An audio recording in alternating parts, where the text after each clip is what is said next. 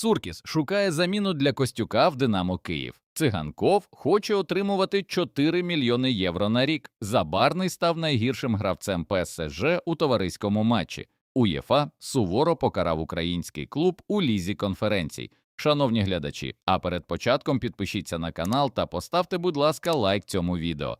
Дякуємо за те, що з нами. «Динамо» визначилось із майбутнім Костюка. Тренер близький до відставки. Київське «Динамо» може незабаром провести чергову зміну в тренерському штабі першої команди. Як зазначає джерело «Тато таке», київський клуб відправить у відставку головного тренера Ігоря Костюка, якщо він у сезон сторіччя клубу не зможе вивести команду в основний етап Єврокубків. Вже сьогодні на «Динамо» чекає перший матч третього раунду кваліфікації до Ліги конференцій, де суперником команди Костюка стане Карабах.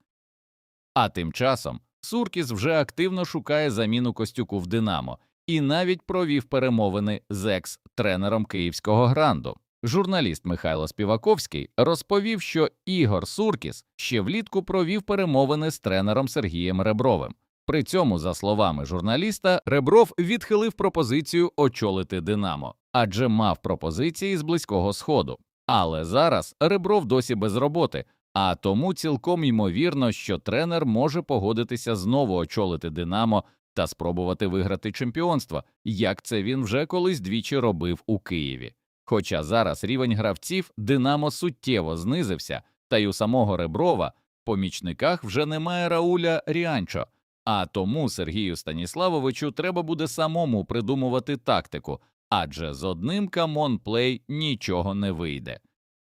Циганков визначився з майбутнім та вирішив, яку зарплату хоче отримувати. Півзахисник Жирони Віктор Циганков може залишити каталонський клуб цього літа, однак його перехід до іншої команди Ла Ліги наразі залишається під питанням. За інформацією іспанських журналістів, інтерес до українського хавбека проявляли одразу 4 клуби – Реал Сосьєдад, Еспаньол, Вільяреал та Валенсія. Представники команд уже контактували з Жироною щодо можливого трансферу футболіста. Втім, переговори ускладнюються через фінансові вимоги Циганкова.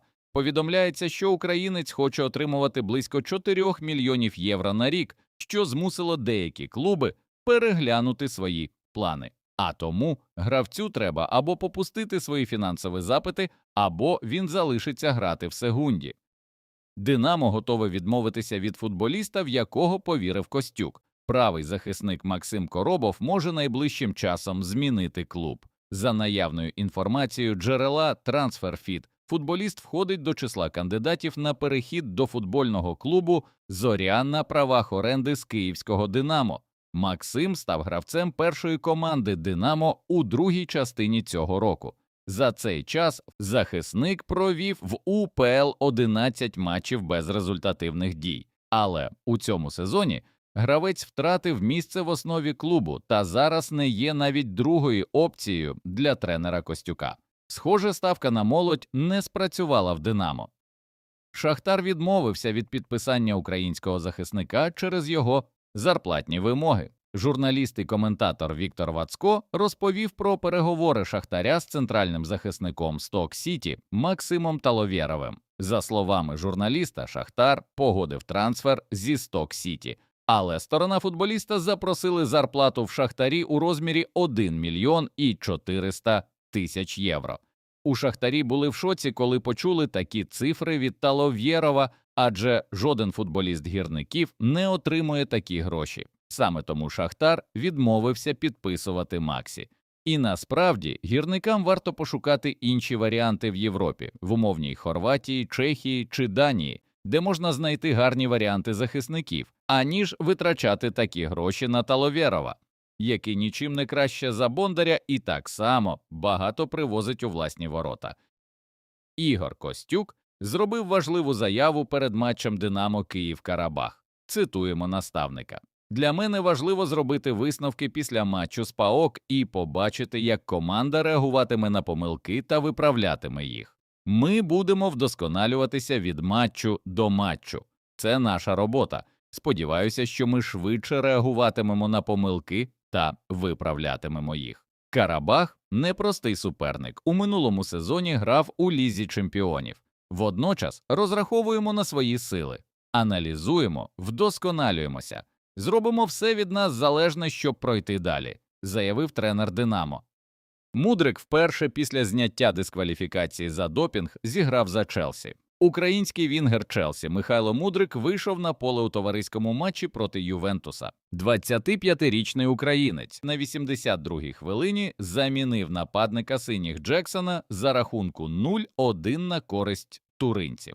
Для Мудрика це перша гра за лондонський клуб із 28 листопада 2024 року. Тоді він востаннє виходив на поле у рамках групового раунду Ліги конференцій у матчі Гайденгайм-Челсі, де відзначився голом. Таким чином, Михайло вперше за 615 днів вийшов на футбольне поле у матчі в складі Челсі. Але, враховуючи, що новий сезон в АПЛ починається вже незабаром, то, скоріш за все, на Мудрика навряд чи будуть розраховувати в ньому, і гравець піде в оренду. Забарний припустився результативної помилки у грі за ПСЖ. 5 серпня відбувся товариський матч між Мальоркою та ПСЖ. Гра пройшла на домашній арені іспанського клубу та завершилася перемогою господарів із рахунком 3-0. У складі ПСЖ з перших хвилин матч розпочав український центрбек Ілля Забарний. 23-річний українець провів на полі увесь матч та припустився результативної помилки. Від статистичного порталу SofaScore українець отримав за матч оцінку 5,9 бала, найнижчу у складі обох команд. Схоже, з такою грою на Забарного знову очікує важкий сезон та місце на лаві запасних в Парижі, якщо він, звісно, не змінить прописку до кінця трансферного вікна та не перейде в Ліверпуль, який активно цікавиться українцем. Захисник «Динамо» може переїхати в Румунію. Крайова знаходиться у пошуках нового центрального захисника після того, як ухвалила рішення продати Юрея Баделя, повідомляє Фанатік. За інформацією джерела, першим варіантом є вільний агент Шериф Сіньян. Паралельно румунський клуб зробив «Динамо» пропозицію щодо Аліу Тіаре. Минулого вересня кияни купили 22-річного француза у Гавра за 1 мільйон євро. На його рахунку 1 гол у 17 матчах за «Динамо», але гравець так і не став основним у київському клубі, поступившись місце в основі Михавко і Біловару, а тому «Динамо» може легко відпустити перспективного футболіста. УЄФА суворо покарав український клуб за матч Ліги конференцій. УЄФА оштрафувала ЛНЗ за підсумками першого матчу другого кваліфікаційного раунду Ліги конференцій проти Гента. Дисциплінарний комітет оштрафував черкаський клуб на 10 тисяч євро та зобов'язав частково закрити стадіон клубу, а саме сектори, що становлять 10% місткості арени, на наступний домашній матч під егідою УЄФА через расистську та дискримінаційну поведінку вболівальників. Водночас це покарання умовно призупинене на випробувальний термін 2 роки. Цікаво, що більш серйозні порушення з боку вболівальників ПАОК на матчі проти «Динамо» УЄФА вирішив проігнорувати та ніяк не відреагував на провокації з боку греків.